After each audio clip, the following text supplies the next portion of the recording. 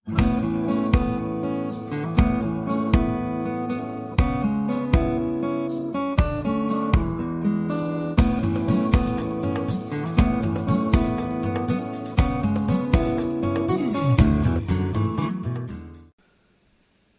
പ്രിയപ്പെട്ടവർക്കും ട്രേഡർ സ്ട്രീറ്റിൻ്റെ പുതിയൊരു വീഡിയോയിലേക്ക് സ്വാഗതം.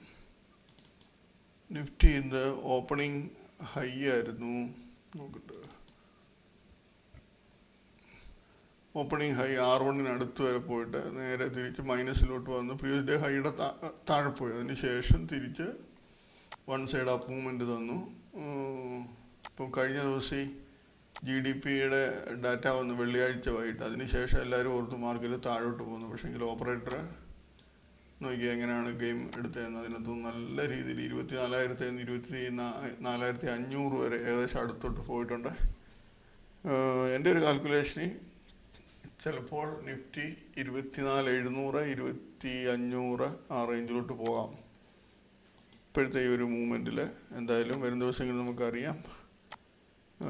എനിക്ക് തോന്നുന്നു ഈ ഒരു ലെവൽ, ഫസ്റ്റ് ഈ ലെവൽ 24,800 ആ റേഞ്ച്, അതിനുശേഷം 25,100 അല്ല 25,200 ആ റേഞ്ചിലോട്ട് പോകാൻ ചാൻസ് ഉണ്ട് ചിലപ്പോൾ. ബാങ്ക് നിഫ്റ്റി ആണെങ്കിലും നല്ലൊരു മൂവ്മെൻറ്റാണ് ഡൗൺ ട്രെൻഡിൽ നിന്ന് കിട്ടിയത്, റീസെൻ്റ് ഡൗൺ ട്രെൻഡിൽ നിന്ന് കിട്ടിയത്. അതും ഏകദേശം എനിക്ക് തോന്നുന്നു 53,000 റേഞ്ചിലോട്ട് ഒരു പ്രാവശ്യം വരുമെന്നാണ് തോന്നുന്നത്. 53,000 വന്നു കഴിഞ്ഞാൽ ചിലപ്പോൾ ഒരു ചെറിയ സെല്ലിങ് വരാം. പിന്നെ അല്ലെ FISൻ്റെ ഒക്കെ ഒരു പൊസിഷൻ പോലെ ഇരിക്കും മാർക്കറ്റിൽ.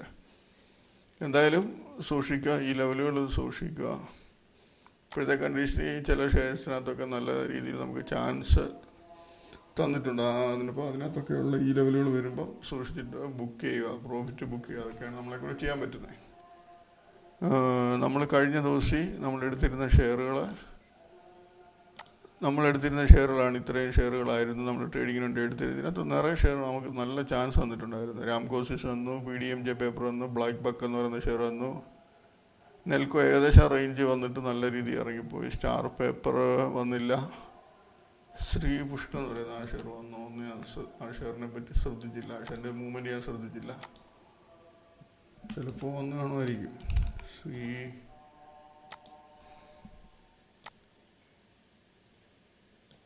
ഇല്ല, അത് റേഞ്ച് വന്നിട്ടില്ല. അപ്പോൾ ശ്രീ പുഷ്കർ ഐനോക്സ് ഗ്രീനകത്ത് നല്ല ചാൻസ് ഉണ്ടായിരുന്നു. കാസ്ട്രോളെ നല്ല ചാൻസ് ആയിരുന്നു. VTLനകത്ത് നല്ല ചാൻസ് ഉണ്ടായിരുന്നു. അപ്പോൾ ഇതിനകത്തൊക്കെ നമ്മൾ പറയുന്ന രീതി തന്നെ CPR വെച്ചിട്ട് ഷോർട്ട് സെല് ചെയ്യുന്ന ഒരു ട്രേഡിങ് രീതിയാണ്. അത് എങ്ങനെയാണെന്നുള്ള വീഡിയോ നമ്മുടെ ഡിസ്ക്രിപ്ഷനുണ്ട്. പുതിയതായിട്ട് കാണുന്നവരൊക്കെ അത് കണ്ട് പഠിച്ച് മനസ്സിലാക്കാൻ ശ്രമിക്കുക. അതിന് ശേഷം മാത്രമേ നല്ല രീതിയിൽ ട്രേഡ് എടുക്കുക. കാര്യങ്ങൾ മനസ്സിലാക്കുക, ചെറിയ രീതിയിൽ ട്രേഡ് ചെയ്ത് മനസ്സിലാക്കുക. അതിന് ശേഷമേ നല്ല രീതിയിൽ ട്രേഡ് എടുക്കാവൂ. ഓക്കെ, അപ്പോൾ ഇതിനകത്തൊരു 3-4 ഷെയർ ഞാൻ ജസ്റ്റ് ഒന്ന് കാണിച്ചു തരാം. രാംകോസിസ് എന്ന് പറയുന്ന ഷെയർ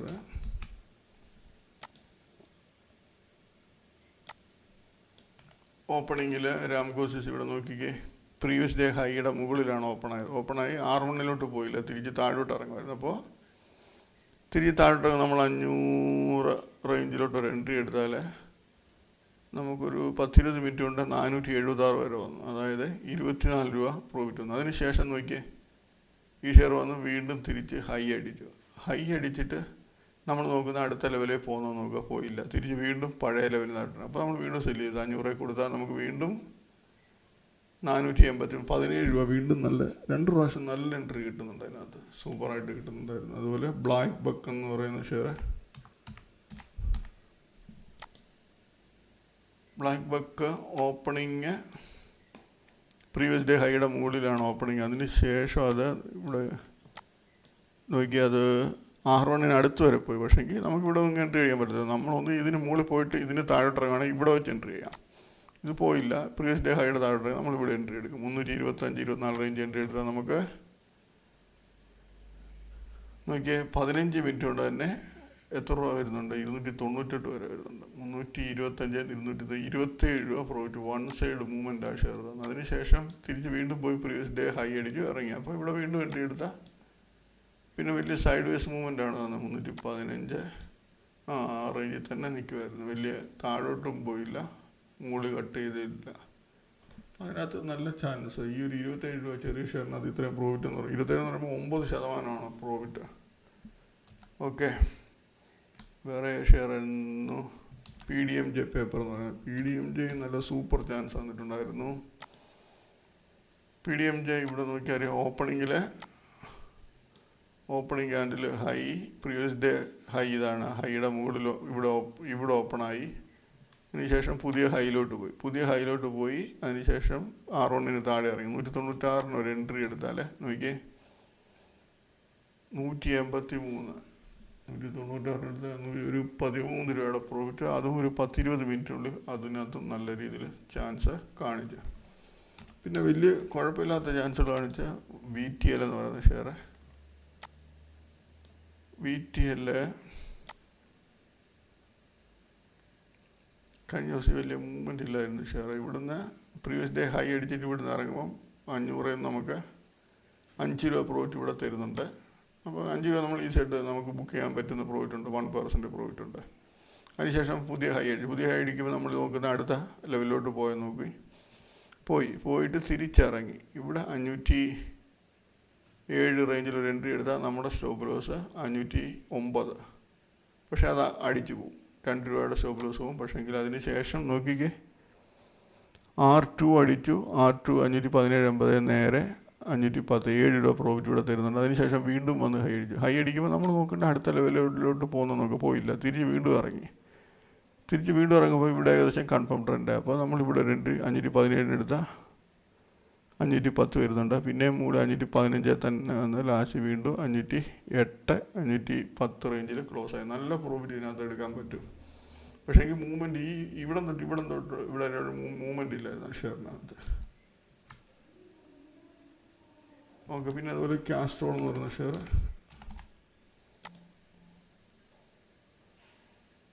കാസ്ട്രോള്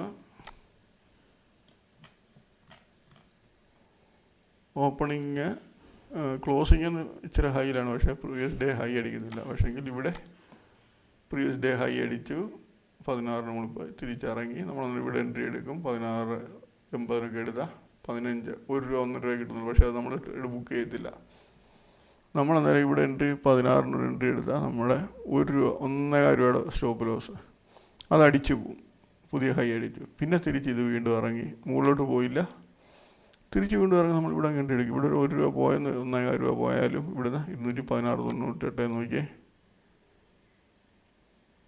212, ഏകദേശം 5 രൂപയ്ക്ക് അടുത്ത് പ്രോഫിറ്റ്. പിന്നെ ആ റേഞ്ചിൽ തന്നെ നിൽക്കുക. ലാസ്റ്റ് ടൈമിൽ വീണ്ടും ചെറുതായിട്ട് 210 വരെ ട്രേഡായി. അപ്പോൾ ഇങ്ങനെയാണ് ട്രേഡിങ്, നമ്മൾ ഷോർട്ട് സെല്ലിംഗ് ആണ് ചെയ്യുന്നത്. ഓക്കെ, അപ്പോൾ നമുക്കിനി നാളത്തേനുള്ള ഷെയറുകൾ നോക്കാം. നാളത്തേന് നമ്മൾ 16 ഷെയർ എടുത്തിട്ടുണ്ട്. ഈ 16 ഷെയറിൽ ആദ്യത്തെ ഈ 3 ഷെയറുകൾ 20% ആണ്. അപ്പോൾ ഇതിനകത്ത് ഓപ്പണിങ്ങിൽ ചിലപ്പോൾ ഹെവി മൂവ്മെൻറ്റ് വരാം. ഹെവി മൂവ്മെൻ്റ് ആണെങ്കിൽ ലിങ്കോളിൻ ഫാർമ എന്ന് പറയുന്ന ഈ ഷെയർ വന്നിട്ട് R1 അടിച്ചിട്ട് ഇറങ്ങുകയാണെങ്കിൽ നല്ലൊരു ചാൻസ് താഴോട്ട് തരുമെന്ന് പ്രതീക്ഷിക്കുന്നുണ്ട്. ജിന്താൽ വേൾഡ് അതുപോലെ R1 വന്നിട്ട് ഇറങ്ങുകയാണെങ്കിൽ നല്ലൊരു ചാൻസ് പ്രതീക്ഷിക്കുന്നുണ്ട് താഴോട്ട്. BSLും R1 റേഞ്ചിൽ നിന്ന് വന്നിറങ്ങുകയാണെങ്കിൽ നമുക്ക് ചാൻസ് കിട്ടും, നല്ല ചാൻസ് കിട്ടും. ശിവാലിക് എന്ന് പറയുന്ന ഷെയർ ഓപ്പണിങ്ങിൽ ചിലപ്പോൾ ഒരു ഹൈ മൂവ്മെൻറ്റ് വന്നാൽ 750 പോയിട്ട് ഈ ലെവൽ കട്ട് ചെയ്യുകയാണെങ്കിൽ നല്ലൊരു ചാൻസ് നമുക്ക് പ്രതീക്ഷിക്കാം.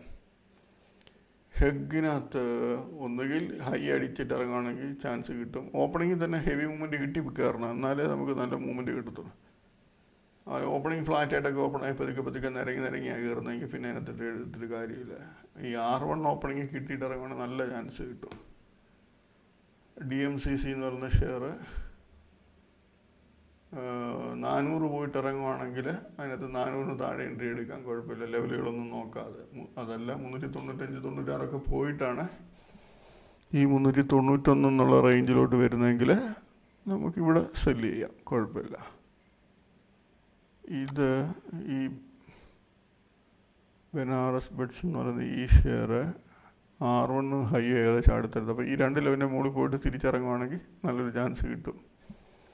ഗ്രാഫൈറ്റും 600 പോയതിന് ശേഷം 594 താഴോട്ട് ഇറങ്ങുകയാണെങ്കിൽ നല്ലൊരു ചാൻസ് പ്രതീക്ഷിക്കാം. ഗുഫിക് ബയോ R1 റേഞ്ചിൽ നിന്ന് കിട്ടുവാണെങ്കിൽ നല്ല ചാൻസ് കിട്ടാൻ സാധ്യതയുള്ള ഷെയറാണ്. KPIT ടെക് ഈ R2 കയറിയിട്ട് ഇറങ്ങുവാണെങ്കിൽ നല്ലൊരു ചാൻസ് കിട്ടാൻ പ്രതീക്ഷയുണ്ട്. അതായത് 1500 മുകളിൽ പോയിട്ട് തിരിച്ച് ഈ ലെവൽ കട്ട് ചെയ്യണം. ടോറൻറ്റ്